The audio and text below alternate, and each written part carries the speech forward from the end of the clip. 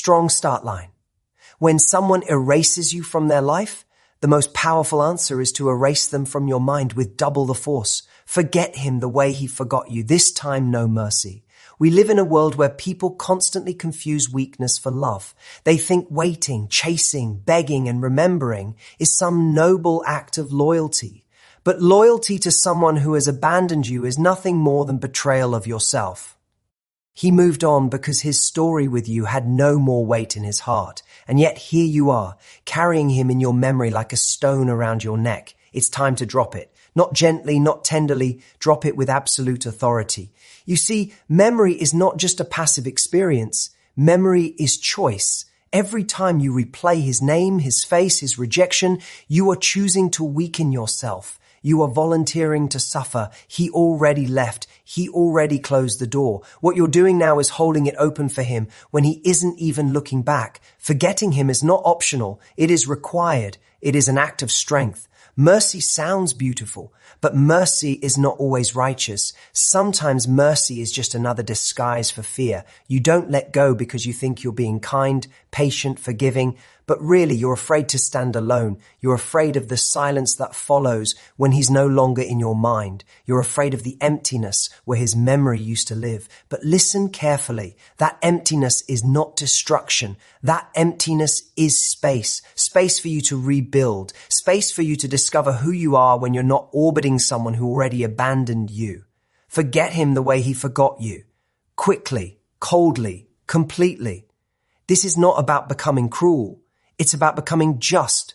Why should he have the privilege of moving forward while you remain shackled? Why should he walk free while you sit as a prisoner to the past? That imbalance is not fair. It's not noble. It's slavery. The truth is brutal. When someone forgets you, they are showing you where their values lie. You were not in the center of their future. Accept that fact and then surpass it. Stop trying to rewrite a story that is already over. You cannot heal by rereading the same chapter. You cannot move forward by staring at a locked door. Forgetting him is not revenge. It is evolution. Do not think for 1 second that holding on is proof of strength. Weakness clings. Strength releases. Weakness cries over the past. Strength builds the future. Weakness remembers every detail. Strength erases the unnecessary. If you want to be powerful, you must embrace this principle. Forgetting is not losing. Forgetting is winning. Because you reclaim control, you reclaim time, you reclaim life. Attachment blinds you. Detachment frees you. If you keep him alive in your mind, you are not loving him. You are enslaving yourself. Every thought you give him is energy wasted, energy that should have been invested in yourself, energy that should have built your future, strengthened your body, sharpened your mind, deepened your soul. Instead, you hand it away to a ghost. Stop. He is gone. And when someone is gone, you honor yourself by letting them stay gone. Your future is waiting, but your future cannot begin while you are worshipping the past. Every great victory in history required someone to walk away from what no longer served them. And so it is with you. If he could forget you so easily, then you owe yourself the same ruthless efficiency. Forget him the way he forgot you. Without hesitation, without negotiation, without mercy. This is not cruelty. This is clarity. You are not erasing him because you hate him. You are erasing him because you love yourself more. You are erasing him because no memory deserves to chain you down. You are erasing him because the weight of the past cannot be carried into the future without breaking you. Stand tall. Lift your chin. Delete the messages. Burn the photographs. Reject the temptation to stalk his life from the shadows. He does not deserve your curiosity. He does not deserve your remembrance. You are not punishing him by forgetting. You are liberating yourself. And when you walk forward, strong, silent, free, you will realize something powerful. The one who forgets first wins. He may think he moved on, but when you cut him off from your mind truly and completely, you move beyond him in a way he will never escape, because your strength will echo in his silence. Your indifference will thunder louder than his absence. What you choose to remember defines whether you rise or whether you break. People like to pretend that memory is some passive, automatic thing, that you are just a victim of what your mind plays on repeat. But that is a lie. Memory is selective. You do not remember everything. You remember what you feed. You remember what you rehearse. You remember what you keep alive by constantly turning it over in your head. And if you keep feeding the wrong memories, you are not remembering. You are self-sabotaging. Forgetting is not weakness. Forgetting is not cowardice. Forgetting is strength, because to forget means you refuse to chain yourself to what already betrayed you, left you, or broke you. The human mind is like a garden. If you water the weeds, they will overgrow everything. If you starve them, they wither. Forgetting is starving the weeds. Forgetting is cutting off the oxygen to the very thing that suffocates you. That is not avoidance. That is power. Think about it. Every time you recall the rejection, every time you replay the loss, every time you hold on to the bitterness, you are volunteering to suffer again.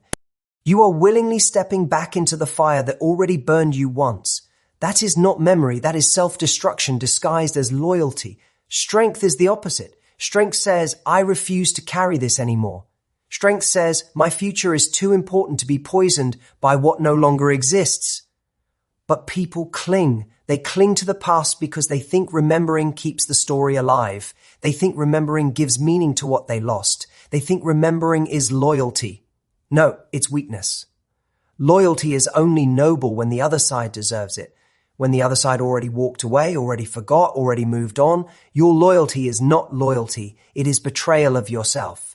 And every time you keep him alive in your mind, you are placing your own heart on a leash that no one is even holding anymore. Forgetting is an act of courage. To forget means you have faced the pain, you have looked it in the eye, and you have chosen not to let it dominate you. Forgetting is not running. It is standing firm and declaring, this no longer controls me. Do you know how much strength it takes to close the door in your own mind? To shut it, lock it, and throw away the key? That is not weakness. That is mastery. Because here's the truth. The past is a weight, and weights either make you stronger or they drown you. If you carry them too long, they crush you. If you drop them at the right moment, you rise. Forgetting is the art of dropping the unnecessary weight. Forgetting is the recognition that not every battle deserves to be fought. Not every person deserves to be remembered. Not every scar deserves to be scratched open again. When someone forgets you, the most dangerous thing you can do is keep remembering them. That is how you lose. That is how you stay stuck while they walk free. Forgetting is your equalizer. Forgetting is your revenge. Forgetting is your liberation. Because when you let go with finality, when you refuse to rehearse their memory anymore, you win the only battle that matters, the one for your own peace of mind. And make no mistake, forgetting is not the absence of memory. It is the control of memory. It is not that the past never happened. It is that the past no longer gets to live rent-free in your present. It is that the past no longer gets to sit at the table of your future. Forgetting is not erasing the story. It is refusing to keep rereading it. People who cannot forget live as ghosts. They haunt themselves with old scenes, old names, old wounds. They replay them until every new opportunity, every new relationship, every new possibility is poisoned. But those who learn to forget become warriors. They cut the cord. They shut the door. They break the chain. And because of that, they walk lighter, faster, stronger. Memory is selective. Forgetting is strength. The one who forgets first walks free first. The one who forgets first builds the future first. The one who forgets first wins. So forget. Forget deliberately. Forget decisively. Forget ruthlessly. Do not linger. Do not hesitate. Do not wait for closure that will never come. Closure is not given. It is chosen. Forget him the way he forgot you. Forget her the way she let go of you. Forget the pain, the betrayal, the rejection. Forget not because it never mattered, but because it no longer matters. And when you forget, you reclaim yourself. You reclaim your time, your focus, your energy, your dignity. Forgetting is not the end. It is the beginning of strength, the beginning of freedom, the beginning of the life you deserve. People throw around the word mercy as if it is always virtuous. They imagine that holding on, forgiving endlessly, tolerating neglect, and swallowing betrayal is somehow proof of love. But that is not mercy. That is weakness pretending to be noble. Real mercy is born from power. Real mercy is a choice, and you cannot choose mercy if you have no strength. If you are clinging because you are afraid to be alone, if you are tolerating because you lack the courage to demand better, that is not mercy. It is cowardice. The strong extend mercy because they could destroy but choose not to. The weak extend mercy because they cannot walk away. One is strength restrained, the other is fear disguised as virtue. And you need to know the difference. If you let weakness masquerade as mercy in your life, you will spend years chained to people who treat you as an option. You will confuse your inability to leave with some moral high ground. You will call your own chains compassion. Mercy without strength is not mercy. It's self-abandonment. If someone disrespects you, betrays you, or erases you, and you stay because you call it mercy, you are not sparing them. You are abandoning yourself. Mercy is not bending until you break. Mercy is not allowing people to come back after they've destroyed your dignity. Mercy is not sacrificing your worth for someone else's comfort. That's weakness. And weakness is the enemy of growth. Strength is something entirely different. Strength says, I could forgive you, but I don't need you. Strength says, I could understand why you left, but I will not let you return and repeat it. Strength says, I choose mercy, but I will not choose slavery. Do you see the difference? Strength is rooted in freedom. Weakness is rooted in fear. Strength makes decisions from clarity. Weakness makes decisions from desperation. Mercy belongs to the strong. Only the strong can truly forgive, because forgiveness is not forgetting. It is releasing without needing to chase, without needing to cling, without needing to beg. Forgiveness without strength is just submission. And submission to those who harmed you is nothing but an invitation for history to repeat itself. Weakness dresses itself in soft words. I'm just being patient. I'm just giving them another chance. I'm just trying to understand. But underneath that disguise, it's not patience. It's fear. It's not understanding. It's self-betrayal. And every time you let weakness disguise itself as mercy, you lose respect for yourself. And when you lose respect for yourself, others lose respect for you too. Mercy is powerful when it comes from a position of choice. Weakness is destructive when it comes from a position of dependency. The one who shows mercy out of strength can walk away at any moment and still be whole. The one who shows mercy out of weakness cannot leave because they have already given their identity to the other person. If you want to be powerful in life, you must learn to separate the two. When you walk away from someone who has disrespected you, that is not cruelty, that is strength. When you refuse to reopen the door to someone who betrayed you, that is not coldness, that is clarity. When you say, I wish you well, but I will not allow you to return, that is mercy rooted in strength. It is merciful to them because you release them, and merciful to yourself because you protect your future. Weakness is dangerous because it tricks you into thinking you're doing the right thing. You tell yourself you're being noble, loving, patient, but deep down you know you're just afraid of standing alone. And here is the truth. Standing alone with strength is infinitely better than standing together in weakness. Because the one who stands alone builds a new future. The one who clings in weakness repeats the past endlessly. Mercy belongs to the strong. It belongs to the person who has the courage to say no. It belongs to the person who has the power to let go. It belongs to the person who has the discipline to draw a boundary and keep it. If you don't have that strength, your mercy is nothing but surrender. Do not confuse the two. Do not call your chains compassion. Do not call your fear forgiveness. Do not call your silence mercy when it is only the inability to demand respect. Mercy is a crown for those who have already won. Weakness is a disguise for those who have already lost. So ask yourself this, are you showing mercy because you are strong enough to walk away and still wish them well? Or are you showing mercy because you are too weak to close the door? One liberates you, the other imprisons you. One builds your dignity, the other destroys it. One belongs to the strong, the other belongs to the broken. Choose wisely, because if you keep mistaking weakness for mercy, you will hand your life over to those who never valued it. But if you learn that real mercy is the privilege of the strong, you will walk forward free, untouchable, unchained. Mercy belongs to the strong, but weakness disguises itself as mercy. And once you see that truth, you never let weakness wear that mask again. When you are attached, you don't see clearly. You look at someone through a lens fogged with desire, fear, and hope, and you mistake illusions for truth. Attachment convinces you that red flags are misunderstandings, that neglect is patience, that betrayal is just a mistake. Attachment is not love. It is blindness. It keeps you chained to what you should have walked away from long ago. It holds you hostage to memories that no longer deserve your loyalty. Detachment, on the other hand, is freedom. Detachment strips away the fog, clears the vision, and allows you to see people and situations for what they really are. Detachment does not mean apathy. It does not mean you never care. It means you are no longer enslaved by what you care about. It means your identity is not dependent on who stays, who leaves, who validates you, or who ignores you. Attachment blinds because it makes you confuse need with love. You think, I can't live without them. That is not love. That is addiction. Love is freedom, not dependency. When you are attached, you bargain with your dignity. You tolerate what should never be tolerated. You bend until you break, thinking your flexibility will earn respect, but it doesn't. It only erases you.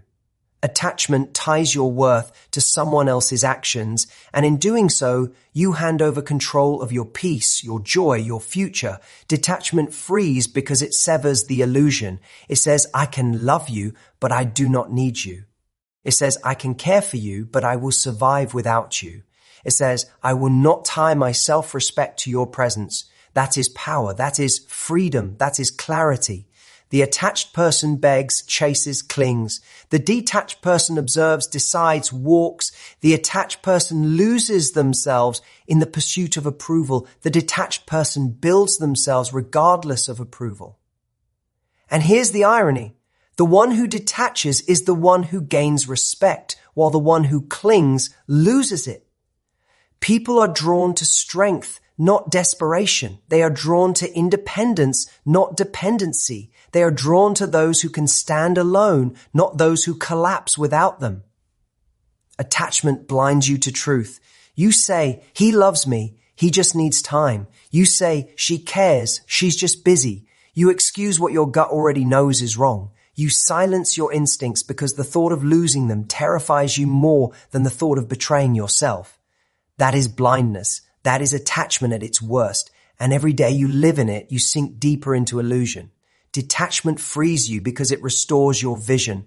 It allows you to see neglect as neglect, disrespect as disrespect, betrayal as betrayal. It doesn't sugarcoat, it doesn't excuse, it doesn't twist reality to soothe your fear. Detachment is brutal honesty, and brutal honesty is the foundation of growth. Do you know why detachment feels so terrifying? Because it strips you of your crutch.